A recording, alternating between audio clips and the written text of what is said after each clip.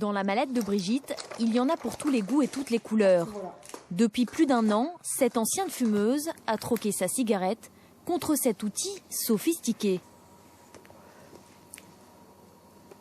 C'est bon. J'adore la mûre. Son design est étudié, à mi-chemin entre le tube de rouge à lèvres et le vaporisateur de parfum, la fumée en plus. La cigarette électronique a permis à Brigitte d'arrêter de fumer. Du jour où j'ai reçu ma cigarette électronique, je n'ai pas repris une seule cigarette. Comment ça se fait?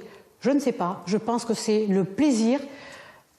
Mais je ne l'explique pas. Toujours est-il que c'est comme ça. Et je ne suis pas la seule. Beaucoup de personnes arrêtent du jour où on la reçoit.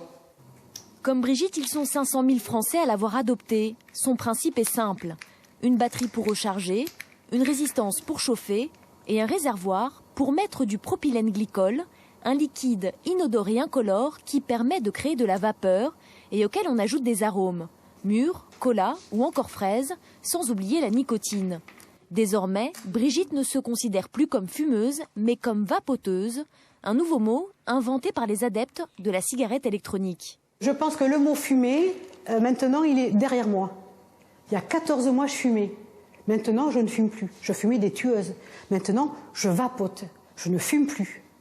Je suis passée à autre chose qui m'apporte autant de plaisir et par contre, aucun désagrément. Je suis contente d'avoir encore ce geste. J'ai essayé des patchs. Alors, on a de la nicotine avec un patch, mais on n'a plus le geste. Donc, c'est très difficile de se défaire de 35 ans d'habitude. Ces anciennes habitudes, on les retrouve dans le meuble de son salon. 2,5 paquets de cigarettes conservés comme des vestiges.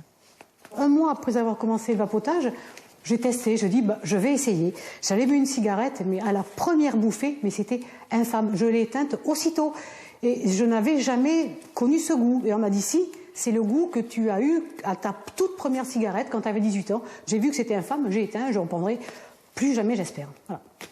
Si Brigitte se dit sevrée, certains spécialistes, comme le professeur Dotzenberg, ne sont pas totalement convaincus par la cigarette électronique. Aucune étude ne montre de toxicité considérable. Il y a une petite toxicité du produit, mais la toxicité de ce produit, a priori, n'arrive pas à la cheville de la toxicité de la cigarette. Donc pour quelqu'un qui fumait 2 paquets par jour et qui passe à ça, probablement, il y a une réduction de risque. Mais comme médecin, on ne peut pas conseiller un produit qui n'a pas d'études, comme un garagiste ne conseille pas une voiture qui n'a eu aucun test et donc ne connaît pas la fiabilité. À ce jour, aucune instance sanitaire n'a émis de recommandations claires sur l'usage de la cigarette électronique.